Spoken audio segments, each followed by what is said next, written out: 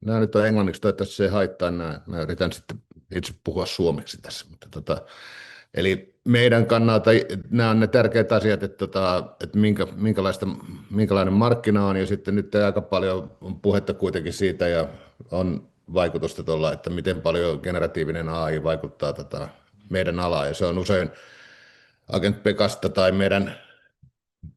meidän bisneksestä puhuessa, niin se on aika usein semmoinen kysymys, mikä tulee, että eikö AI nyt vie kaikilta työt tällä alalla, mutta käydään sitä kohta läpi.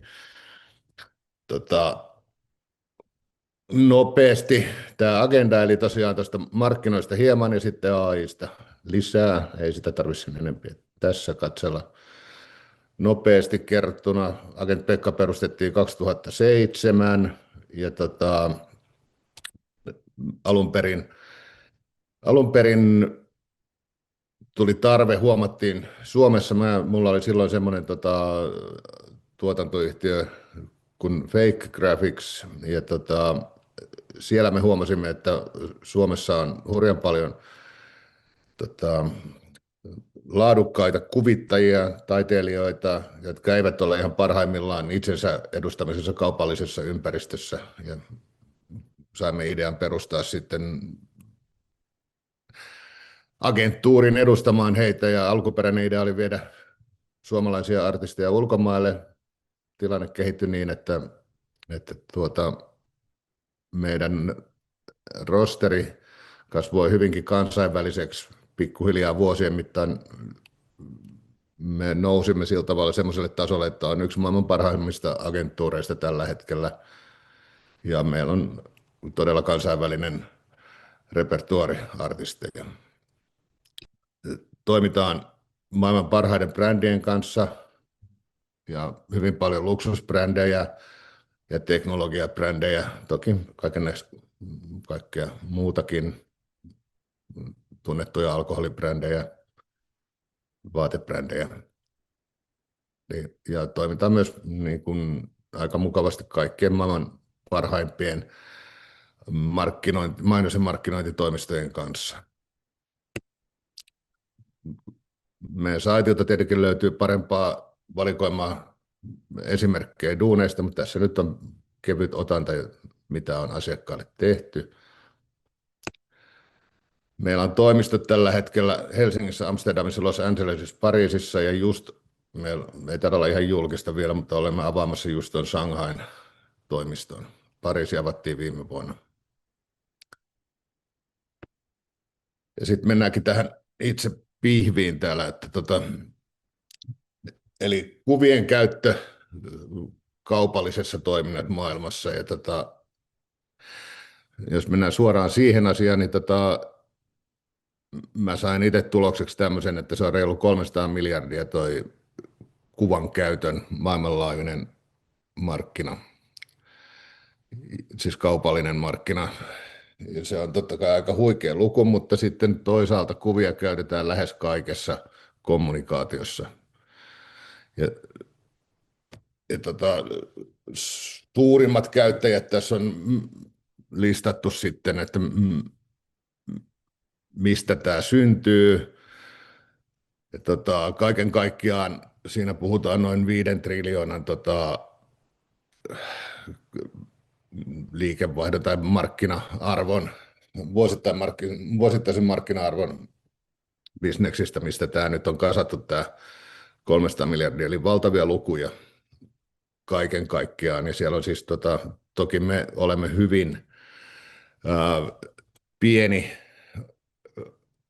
pienessä osassa tästä, että päästään periaatteessa semmoiseen markkina-arvioon siitä, että joka on tämä lisenssointimarkkina, että mikä on jos kokonaislisenssointimarkkinan koko, jossa sitten tässä on valokuva mukana ja käytännössä kuvitus, joka on tietenkin vielä pienempi osa siitä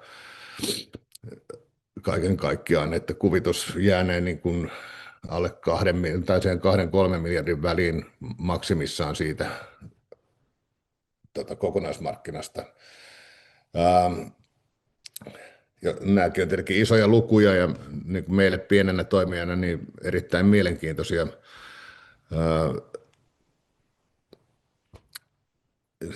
tästä, että jos tätä katsotaan sitten, että mikä meidän niin kuin saavutettavissa oleva markkina on, niin on näköjään tyhjä ruutu. Tämä on ikävä. Mutta sen pitäisi olla tässä, onpa kummallista. Mä just tein tästä PDF, että se olisi tässä helpompaa näyttää. Mutta siis käytännössä, että meidän saavutettavissa oleva markkina on sitten tästä joitain prosentteja, ja se on, ää, sanotaan konservatiivinen arvio on 50 miljoonasta tuonne reiluun 100 miljoonaan. Eli se on meille semmoinen helposti saatavilla oleva SOM-markkina. Ja tota, jos on vähän niin kuin positiivisempi, niin sitä voi kasvattaa noin tuplalla, että mikä silloin on tämä markkina. Ja meidän markkinahan on käytännössä kuvituspuolella, mutta siellä ehdottomasti tämmöisen niin kuin high-end-markkina, niin kuin todella laadukkaan kuvan käytön markkina, jossa niin kuin määrät on pienempiä, mutta hinnat korkeampia. Ja tämä positiointi on niin kuin aika tarkkaan valittu, ja me halutaan olla siellä, että me toimimme vain niin kuin tavallaan hyvin korkean laatu ja tämmöisen niin kuin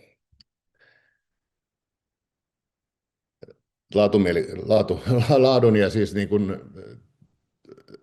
semmoisen niin kuin laadukkaan tekemisen, taiteilijuuden ja näiden niin kuin ympäristössä. Eli sieltä ei lähdetä mihinkään, me emme ole matkalla massa lisensointiin eikä kilpailla näiden jättimäisten alustojen kanssa. Eli, ja tämä onkin ihan fiksua, koska tämä liittyy sitten siihen AI-puoleen, että joka taas tulee valtaamaan sillä puolella hyvin paljon alaa. Eli tämä. Meillä on toimistoja siis nyt Euroopassa, Amerikassa ja avaamme just Aasiassa. Ja nyt ää, Pohjois-Amerikka on tietenkin markkinoista paras ja kiinnostavin, jos ei nyt oteta mikään poliittisia tilanteita mukaan, mutta ainakin oli sillä tavalla hetki sitten. Niin ää, siellä on isoimmat mainostoimistot, käytännössä arvokkaimmat brändit, isoimmat mainostajat, tavat toimia ovat niin kuin vakiintuneita ja arvostetaan paljon sitten myös laatua, että meidän niin kuin liikevaihdosta varmaan about puolet tulee Amerikan toimistosta. Ja toki siinä on asioita, että Kiina ja Pariisi on ihan uusia vielä, että ne ei ole kauheasti ehtinyt kasvaa tai päästä sille tasolle, että missä halutaan olla.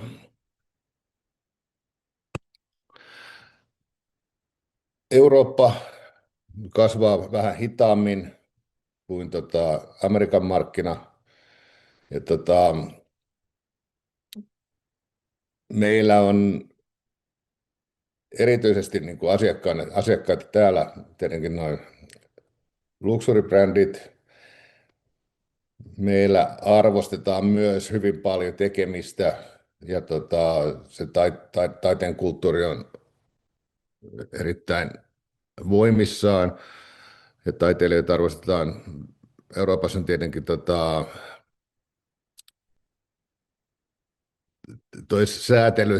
lainsäädäntö ja niin kuin asioiden valvonta on vähän tiukempaa, joka tarkoittaa tietenkin myös hyviä asioita meidän kannalta, että se niin kuin ihmisten tekemä työ on arvostettua ja suojeltua vähän paremmin kuin kenties jossain muualla. Eli on tietenkin villimpiä markkinoita sen suhteen.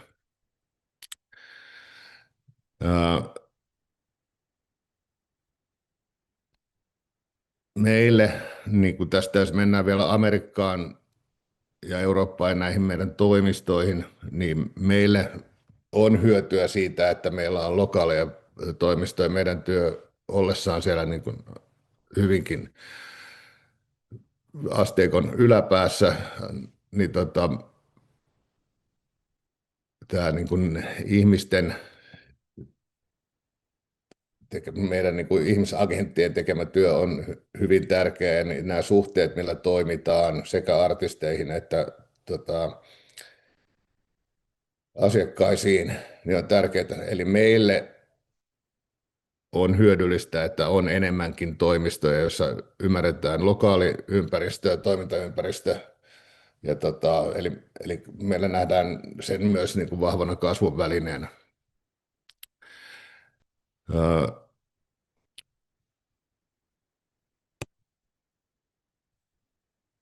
Aasia ja etenkin meidän tapauksessa Kiina on tietenkin kaikista vahvinta kasvua edustaa markkinana ja se on meillä nyt ollut, mitäköhän tässä on tehty, aika pitkään ollaan tehty töitä sen kanssa, että ymmärrettäisiin, että miten pitää toimia. Meillä oli aikanaan siellä kumppani, kenen kanssa toimittiin, mistä luovuttiin, koska oli tietenkin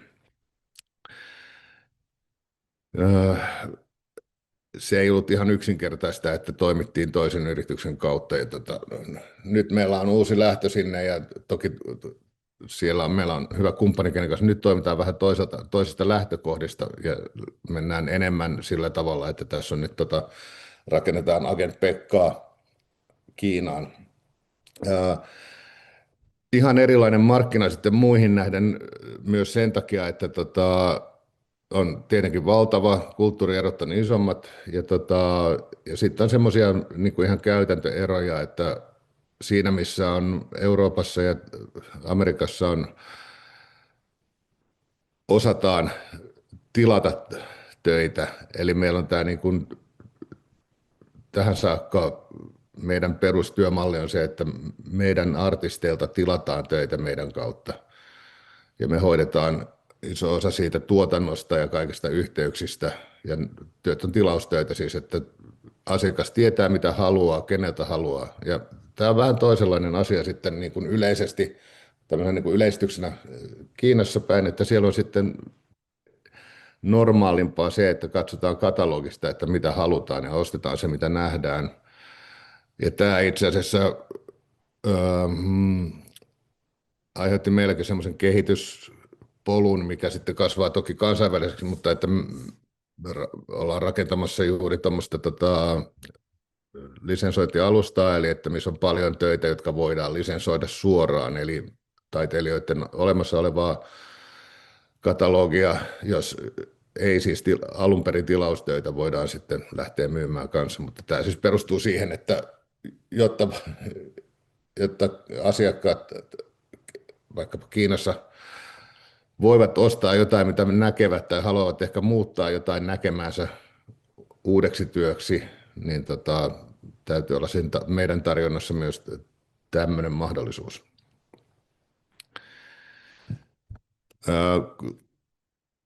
Kiina kaukoitämarkkina on eniten kasvava, eli 8,5% vuosittaista kasvua tässä kuvan käytön puolella, joka on tosi kova ja varmasti tuo markkinaosuuskin tulee nousemaan koko ajan. Tässä on vielä noiden markkinaosuuksien vuosittaisen markkinakoon kasvusta, eli Eurooppa laahaa tietenkin tyypillisen tapaa vähän hitaammin ja Jenkeissä ja Kiinassa kasvu. Toki toi nyt varmaan Amerikan numerot voi olla ihan mitä vaan, että miten siellä nyt asiat kehittyykään. Ei kauhean, mutta ilmeisesti business vielä voi ihan hyvin.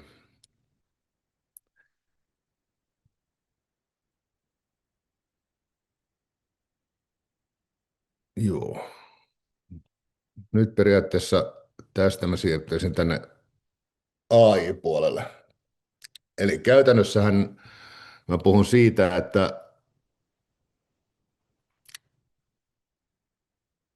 miten AI kuvatuotannot, videotuotannot syö olemassa olevaa markkinaa.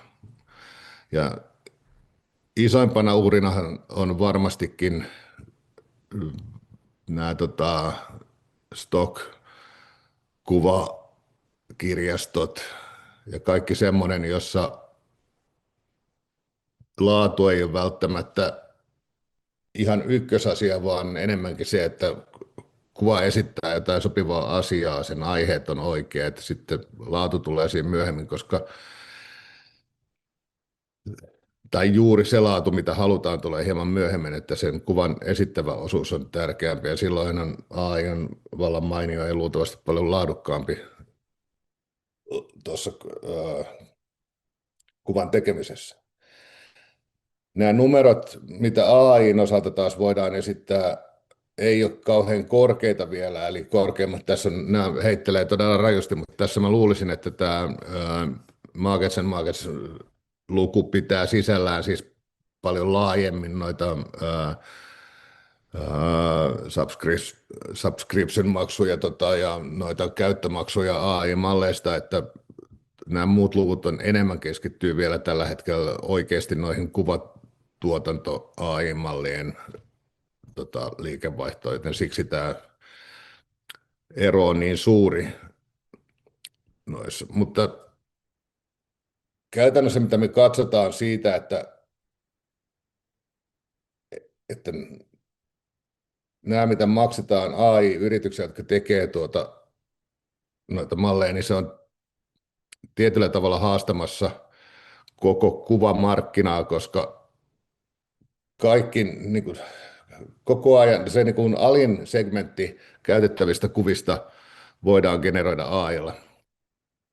Eikä on paljon helpompaakin, kun lähtee etsimään jotain sopivaa, vaikka totta kai noin search-työkalut koko ajan paranee, mutta siis tämä on se totuus, että kaikessa semmoisessa niin kuin ei niin julmetun tärkeässä tai brändikirjan mukaisessa käytössä niin on helppoa käyttää AI-kuvia ja halpaa. Ja ne on niin kuin, laatu on jo niin hyvä, että siihen ei ole sinänsä mitään esteitä. Että aina on sitten tämä eettinen puoli, mikä tulee. Ja se on tietenkin siinä, että onko kuvia tai kuvien tekomalleja koulutettu minkälaisella materiaalilla, onko se auditoitavissa kuinka hyvin ja miten on. Ja juurihan puoli vuotta sitten Jenkeissä tuli tämä niin kuin ruling, että ei ole copyrightia AI-kuvilla, ellei ole sitten osoittaa, että se on niin kuin vain pieni muutos ja se on niin kuin eettisesti oikein, miten se nyt sanottaisiin. Mutta siis periaatteessa tämä nyt tarkoittaa sitä käytännössä, että jos käyttää AI-kuvia vaikka omassa markkinoinnissaan, niin kilpailija saa käyttää samaa kuvaa.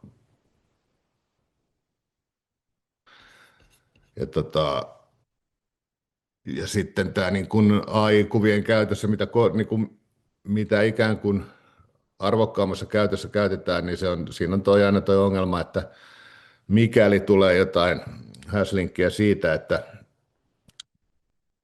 että onko tässä kopioitu jotain tyyliä, onko tietyn artistin oikeuksia kenties poljettu, onko lupaa ollut kouluttamiseen, niin vaikka siinä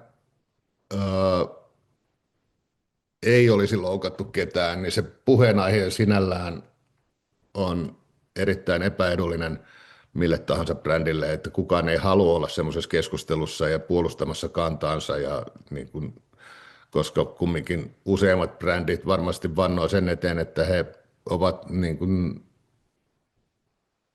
uniikin ja niin kuin arvostavat mitä tahansa tekemistä, eivät pidä kopioinnista YM. Joten tämä tarkoittaa sitä, että mekin Agent Pekan bisnesmallissa ollaan melko hyvin turvassa toistaiseksi niin kuin AI:n viemiseltä leivän suusta. Ja tavallaan ollaan ihan kiinnostavassa paikassa siinä kohdassa, että mitä AI:lla oikeasti voi tehdä, miten eettisesti toimitaan oikein, mitkä on järkeviä käyttötapoja, milloin artistien oikeuksia ei poljeta ja miten miten, miten brändit voivat turvallisesti käyttää kuvamateriaalia. Eli AI ei ole mitenkään kirosana, se on vaan niin kuin epäeettinen käyttö on hyvinkin tuomittavaa sitten tässä meidän piirissä. Tässä oli ihan kiinnostavaa niin kuin faktatietoa, joka tukee tuota, että mitä miten markkinoilla tapahtuu AI-kuvien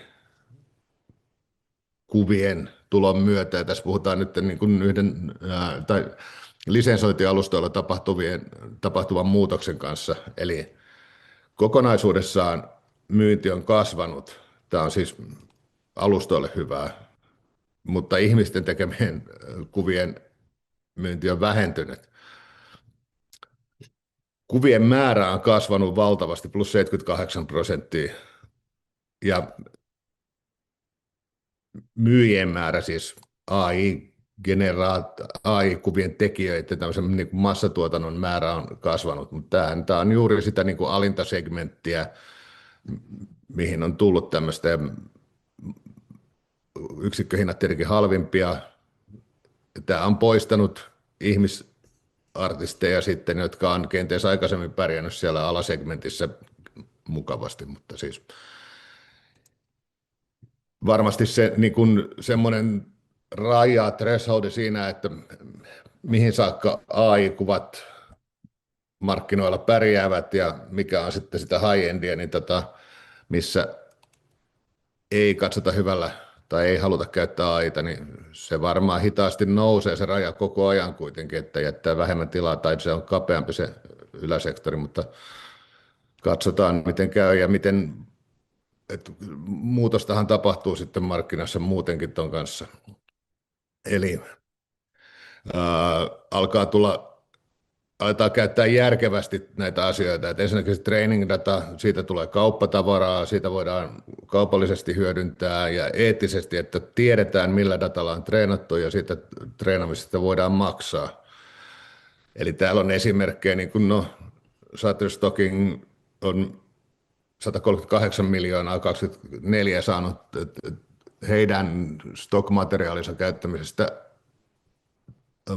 AI-mallien treenaamiseen, joka on jo ihan merkittävää liikevaihtoa. Muistaakseni 24 Shutterstockin muu business olisiko ollut lähellä 900 miljoonaa, tai toi on varmaan mukana siinä sitten ollut.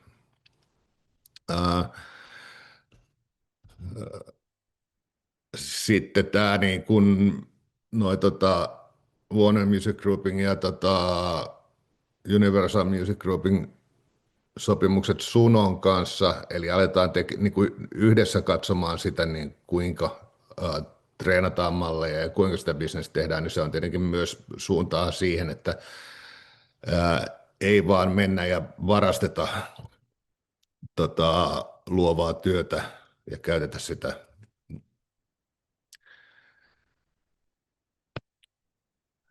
Eli tässä just siitä, että näitä nyt on niin kuin kerääntynyt noita oikeusjuttuja siitä vääränlaisesta käytöstä, luvattomasta käytöstä ja jonkun verran on tuomioitakin. Tuossa on toi, mitä Anthropic sai maksaa.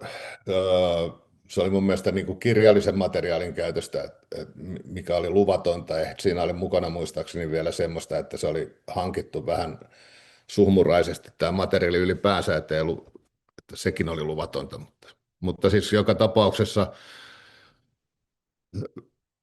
alkaa olla jo esimerkkejä siitä, että ei ole hyvä idea käyttää ilman lupaa. Ja tästä päästään just siihen, että kuinka tämä opt-in siihen, että näitä malleja tai näitä kuvia, näitä biisejä, näitä kirjoja, mitä saa käyttää mallien treenaamiseen, niin saadaan vähän paremmin. Ja ehkä voidaan tehdä vähän kapeamman osaamisen, mutta laadukkaan osaamisen malleja ja tämmöistä. Sitten on selkeää, että ihmiset, kuluttajat haluavat tietää, miten heille puhutaan, milloin on AI-kuva, milloin on oikea koska kyllähän AI-kuvien käytössä on, etenkin valokuvissa on vähän se, että voiko tähän uskoa, mihin voi enää uskoa, että kyllä se on ihan olennaista ja sama on niin kuin varmasti vähän kaikessa siinä viestinnässä, että milloin on ihminen vastuussa ja milloin ei.